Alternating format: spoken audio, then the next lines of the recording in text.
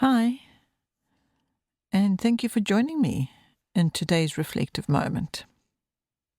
It's a rather unusual one today because I'm going to be reflecting on the lessons that we have learnt in the last few weeks when these raging fires have been fiercely consuming the land all around us. Sadly, they haven't only consumed the land, but some homes too, and some livestock, and some people. It is rather devastating, quite a devastating sight, as I'm sure you will agree. Even our bees that were very happily buzzing about and getting on with their business, and they're making honey, the marvelous creatures they are, they left. You know, when I went up to check on the beehives, there was not a bee in sight. But as you'll see now, they are back and they are inspecting their homes. What the status of the honey is, I don't know. I heard one person telling me that they smelt the honey burning. So I'm not yet sure what the state of the actual honey is in these hives. The beekeeper will be coming to check on that. I'm not a beekeeper myself. But anyway, this is what was left after the fire went raging through. Some just burnt black beehives. And so, as I mentioned, I was going to speak a bit about the lessons we've learnt from this experience.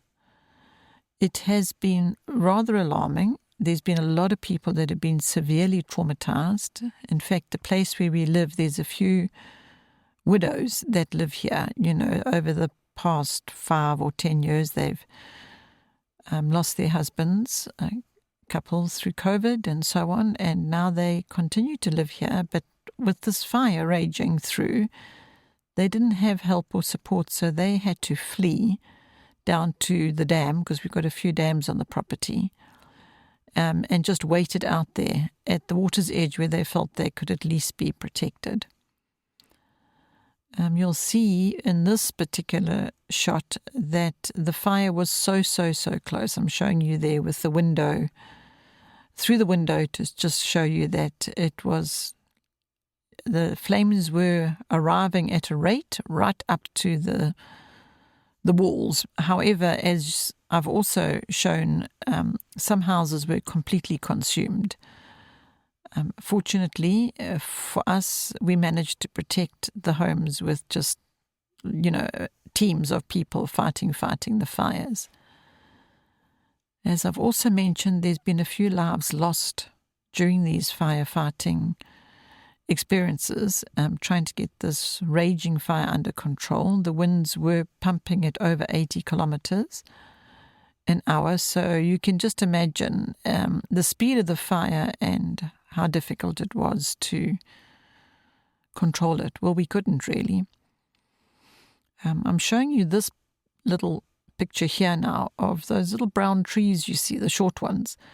Those were our yellowwoods. We planted them, some seeds from a yellowwood that gave us a lot of seed, and so we put the seeds into bags, and we waited for them to become little saplings and then trees, and we planted them out, and we had a few hundred planted. And I asked Greg, my husband, how many yellowwoods left standing, and he says it's too depressing. He doesn't want to count them.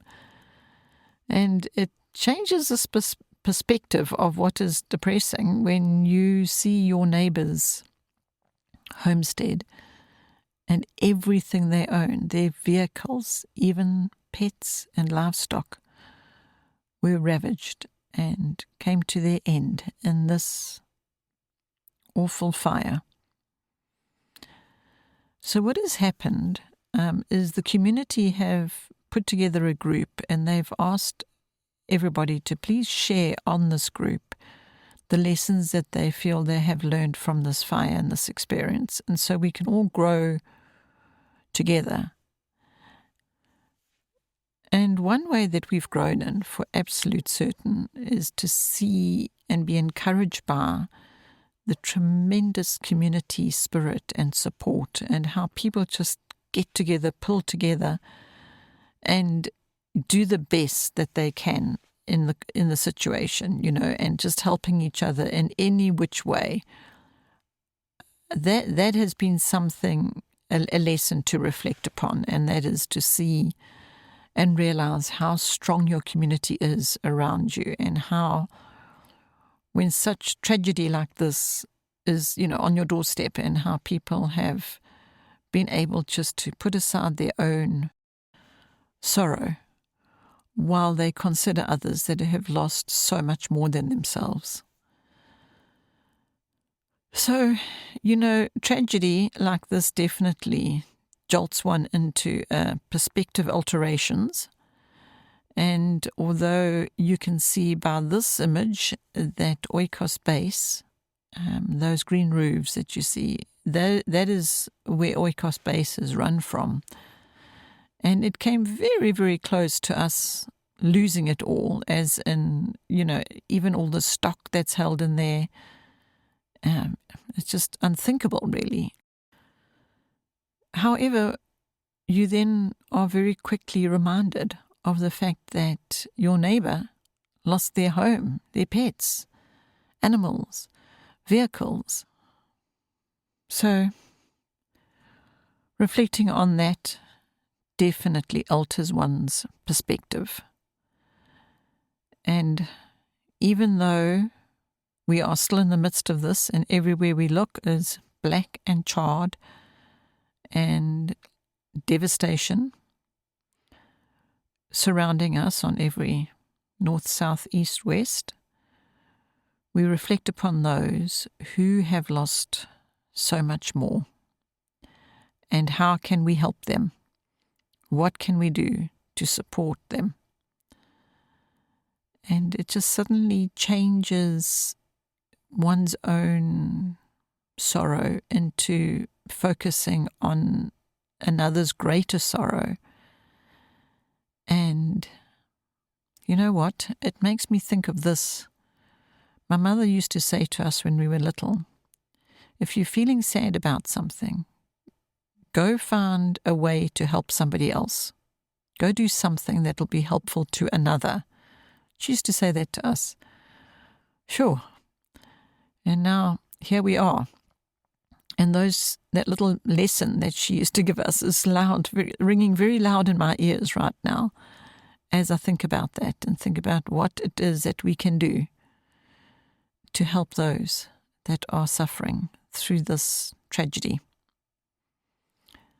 So as I said, this is a very different reflective moment today. And I just ask you to pray and to join us in uplifting and supporting anybody that has gone through such trauma and lost so much in this situation. And as always, I thank you for joining me. I know it hasn't been a pleasant reflective moment today. And I know as well that there's more lessons to be learned, a lot, and I hope to be sharing those with you in the future. Right now, the lessons that we are learning are day by day, and so we're gathering the pearls from those lessons, and I hope to share them with you in the future. But for now, thank you for joining me today. Bye for now.